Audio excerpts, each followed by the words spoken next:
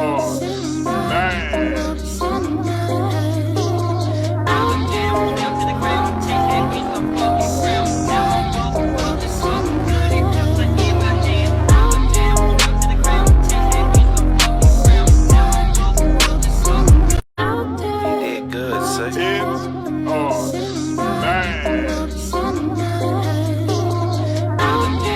believe that Christianity has hidden the story of Lilith, has positioned Lilith as if she is evil. Doing well. Happy Monday, happy moon day. So today is a representative of your emotions and how you feel, and today will be a really good day to work with your own energies because we do have a new moon today. We will be in that energy for the next 2 to 3 days after today, so a total of about 3 or 4 days, right?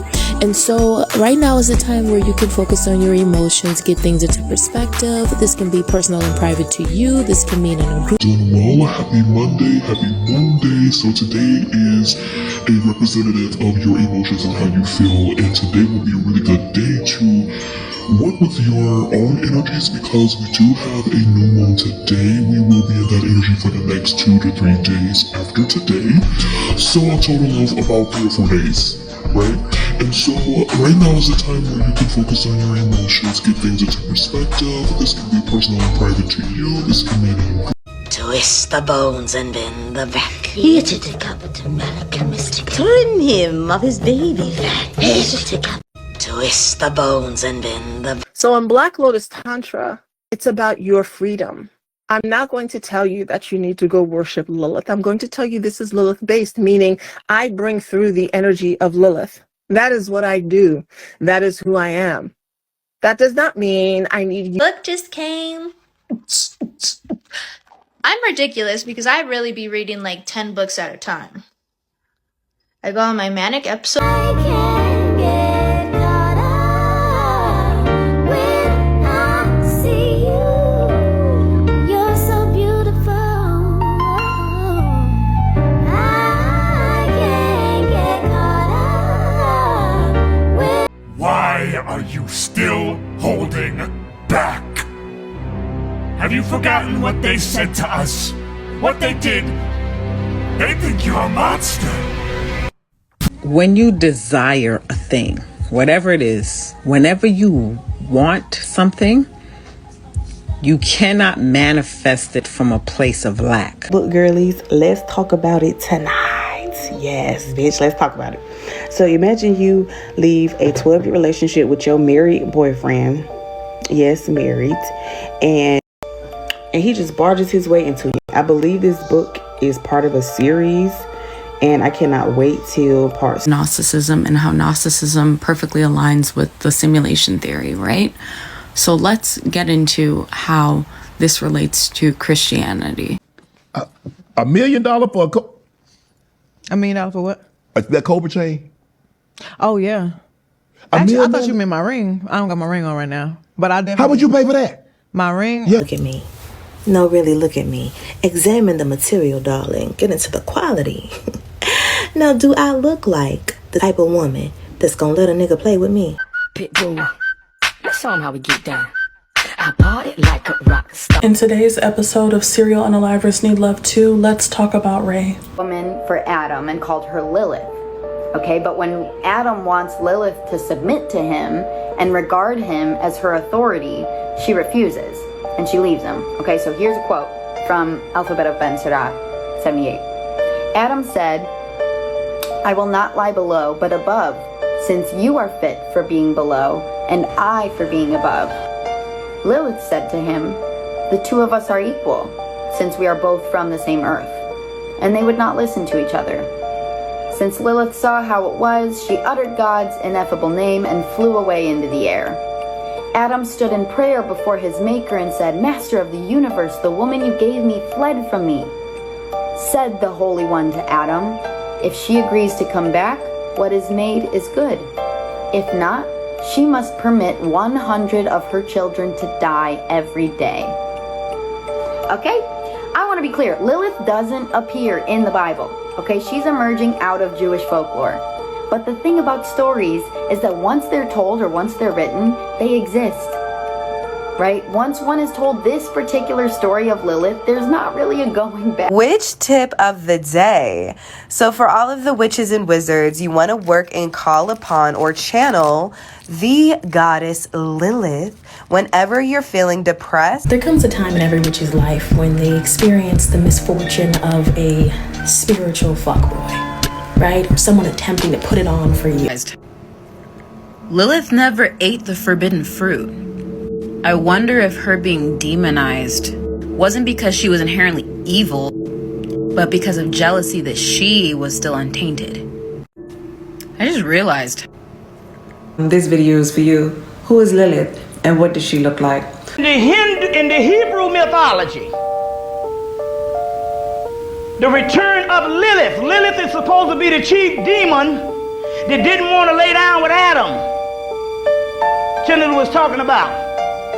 But they also tell you in the Lilith book by Barbara Black Couture and also in Raphael Pate's book, Hebrew Goddess, that Lilith is supposed to take her seat on the right hand of God. Now in the Kabbalistic text, they say it's about what? They say that the whole shit, the whole Kabbalah is based on the return of the Shekinah, the feminine energy. This is the Kabbalistic text. Gershom Scholem, which is the chief authority on Kabbalistic out of Tel Aviv, died in 1982. They say, well, what's all this Kabbalistic and this Kabbalah stuff? What does it all mean? What's going to happen? He said, ultimately, all this shit is going to turn back into chaos. And chaos is the realm of the great mother. Chaos rules. Chaos is supreme. You see? That's so the feminine principle is chaos. And if you keep it up hard enough, long enough, you can stir up the damn chaos. Now, so it is the Shakti power. Okay, I'm gonna make this brief.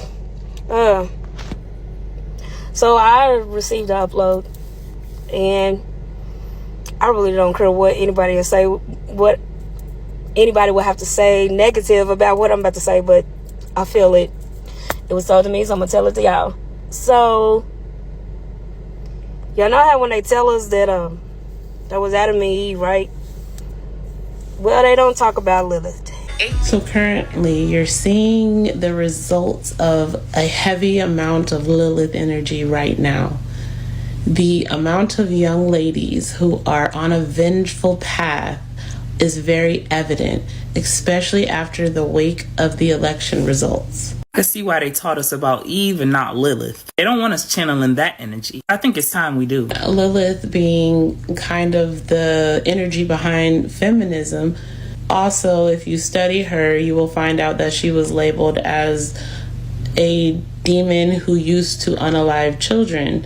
So that further connects it to the feminist women's rights movement. Lilith is a very dark energy. She's a demoness, so she resides in the dark side of the woman. She is meant to enact vengeance on men. It is dire out here. The young ladies are out here angry at men and wanting to take all men out, and I'm here to tell you that Lilith energy is nothing to play with. It will destroy you. It will destroy the man, but it will destroy you too. So please. See why they taught us about Eve and not Lilith. They don't want us channeling that energy. I think it's time we do. Even though Lilith's story predates the Bible, yes, predates the Bible, many people don't even know who Lilith is. People don't know it. You talked about your book a little bit, whole feminism, kind of the secret history that people don't know about. So people always ask like why I wrote the book or how did I end up getting into all that. And it's basically what I just told you guys. So like here I am, I'm a young adult. You know, I made a lot of mistakes in my 20s. That really, look, it's a dirty job. Somebody has to do it right. Yeah. No rabbit holes, and that's what I did. So I just started this idea that we can't, the model of dad working and providing for the family is somehow bad and oppressive, right? Because that's what you're told. So I just started kind of looking into that and reading, and I'm somebody that just likes to dig and go down rabbit holes, and that's what I did. And I found lots of crazy things. I start digging into the history and going, where did this come from, right? And I think I did something that most people don't do, and understandably so. I started reading the writings of feminists. Look, it's a dirty job. Somebody has to do it, right? Yeah. That demanded suffrage. Women, this didn't come from women like we're told. It wasn't this grassroots groundswell of women who just, you know, in the late 1800s, they looked around and they went, oh no, we're oppressed and we've had enough. And we're going to march until we get rights and we're going to demand it, you know, but that's kind of the impression we're given. Yeah. And it turns out, like, I started to find that there were anti-suffrage groups made up of women, and that those groups had more membership in them than anti-suffrage groups had. Wow. And I thought, that's interesting. So, well, why? Why were they in an anti-suffrage group, and what was that about? So I started reading like their newspapers, their encyclicals, and they actually had debates, believe it or not. There were debates between anti-suffragettes and suffragettes, women debating. I thought, first of all, I thought that women were chained to the stove and not allowed to talk in public, and that they couldn't do any of these things. Yet here they are in the 1800s having, you know, newspapers, having meetings, having organized groups, having public debates with each other. That doesn't really fit with the oppression narrative, huh? Yeah. What else is wrong? So I started digging further back and just found all of this historical evidence that's right there in these women's own words that they penned themselves, saying, look, we have a very privileged position under male suffrage, under patriarchy. We're actually the main benefactors under a patriarchy, not the men. And they would write about the problems they could foresee with changing that. That they felt it would turn husbands and wives against each other, that a house divided couldn't stand, that they would lose their moral high ground as a non-political group, that they didn't want to be drafted, that they didn't want to be subject to a lot of the horrors and the dirty and difficult things that men do in the world on behalf of their wives and children. You know, and I found that I just thought that their reasoning was very solid, very rational. It wasn't emotional, and that the other side was actually very irrational and revolutionary minded. It was like this revolutionary spirit in the feminist side. So I dig further into the feminist side and find that they openly thought of Lucifer as their liberator. And they wrote about this. And these are women like Elizabeth Cady Stanton and Matilda Joslyn Gage, like some of the greats of the suffrage movement. And I found a book that's actually a PhD thesis by a professor in Stockholm named Per Faxneld, and you can buy his book on Amazon. He turned the thesis into a book. It's very big, it's very dense, and he's actually an occultist himself. So he writes about this from the view that it's cool and it was a good thing. However, he and I come to a lot of the same conclusions actually about it. And yes, these women thought, they identified as Christians, okay, because they were like these radical reformer Protestants, but they would say, actually, no, we think that the old Christianity, the Roman Catholics and the Orthodox, they got everything wrong. They're patriarchists, right? So they didn't really give us the word of God. They gave us nonsense. And it's crazy because they're very Gnostic, very Luciferian. And they saw Lucifer as the liberator of women. They rewrote the Bible from a feminist perspective. We're talking 1895, you guys. 1895, there's 38 women that get together and rewrite the Bible from a feminist perspective, take out all of the patriarchy stuff they don't like, take the blame of Eve in the garden completely away and place it all on Adam and the serpent, just basically rewrote the Bible.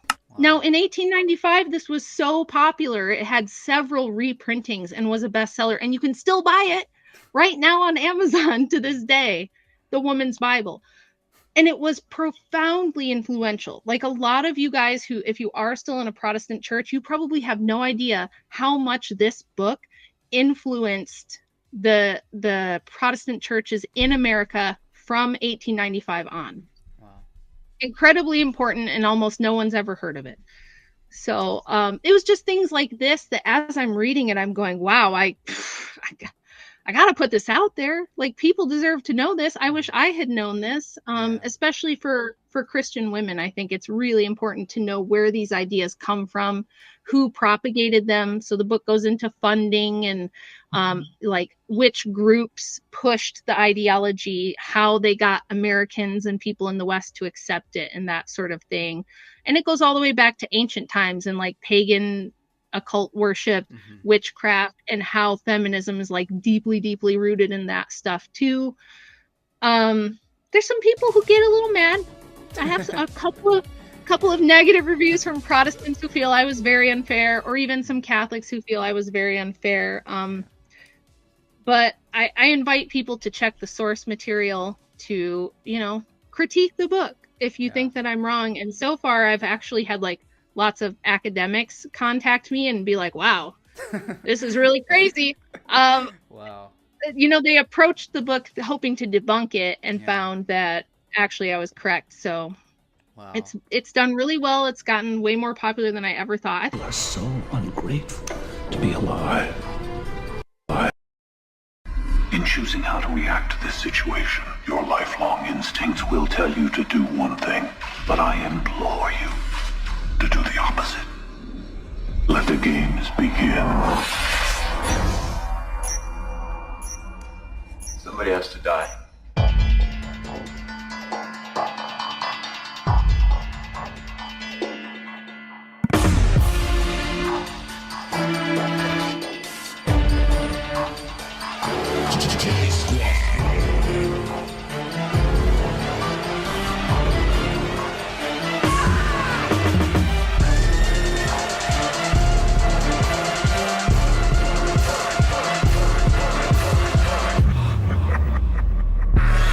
Live or die.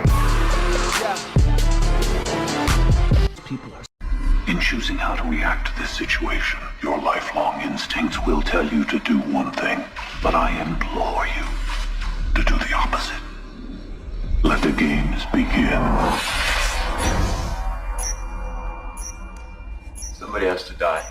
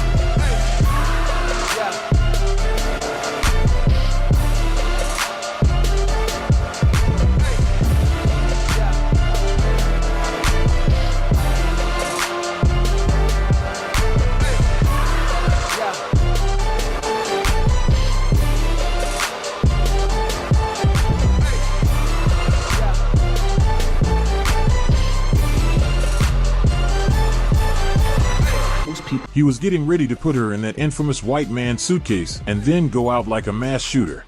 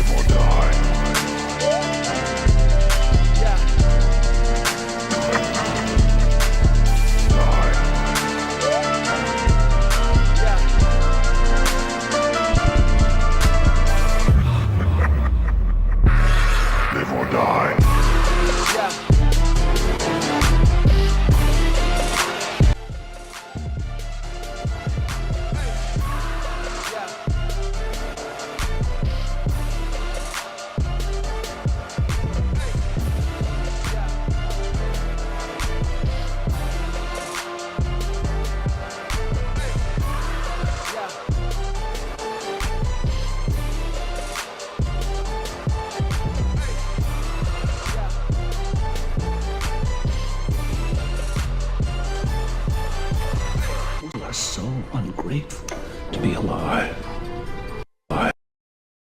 In choosing how to react to this situation, your lifelong instincts will tell you to do one thing, but I implore you to do the opposite. Let the games begin.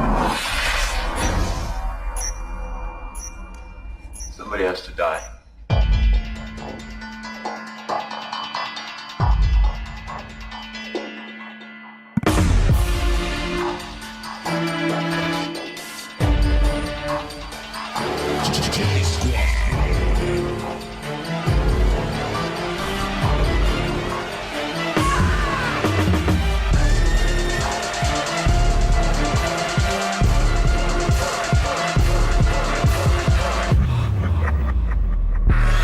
Live or die.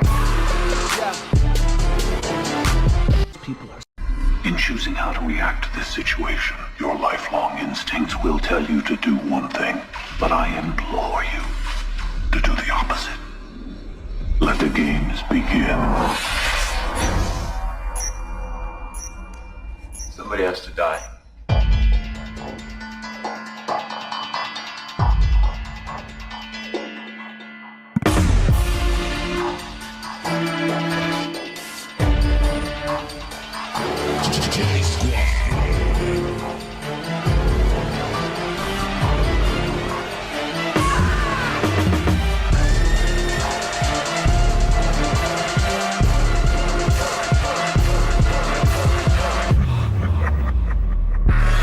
Live or die.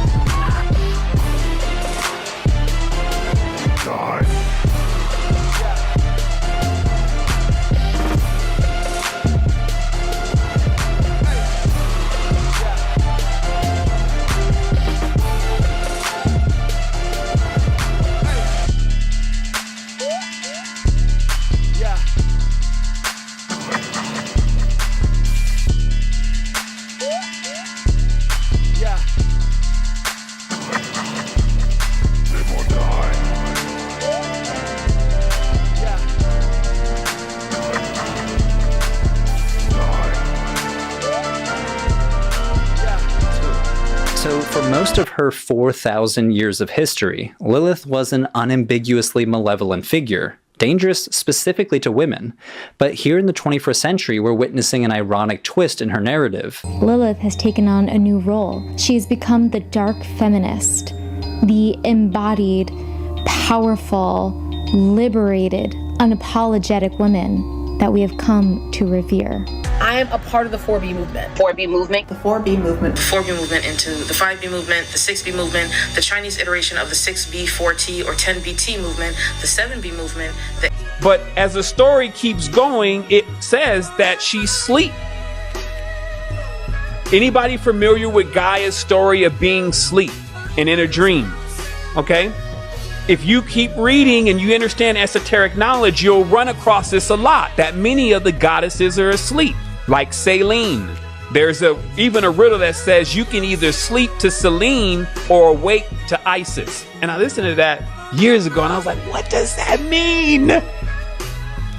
But there are many sleeping goddesses. In fact, as you'll see here in this image, in Malta, to be a true knight of Malta, not the impersonators that are doing this now and acting like they belong to the round table.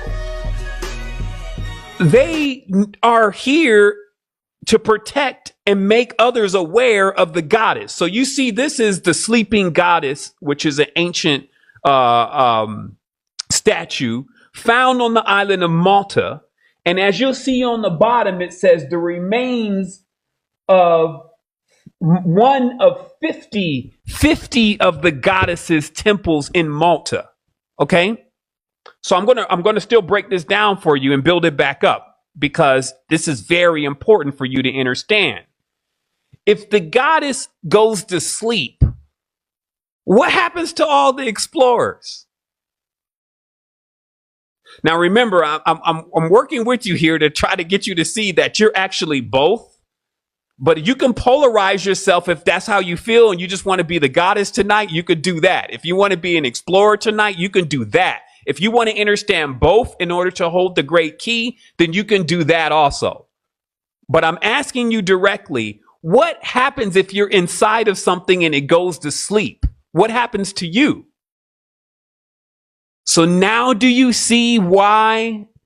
A little bit of why this stuff is going on? Because the goddess is sleep. So let me show you something. Here we have the goddess Durga, okay, on the right side, slaying demons, okay? For those who think and dream big, surrounding myself with the leaders, the ones that actually move the needle, keeps me in alignment with my higher self. It keeps me in alignment with my highest frequency. And whilst I still drive a Porsche, a Bentley is most certainly in my future. Surrounding myself with those who think and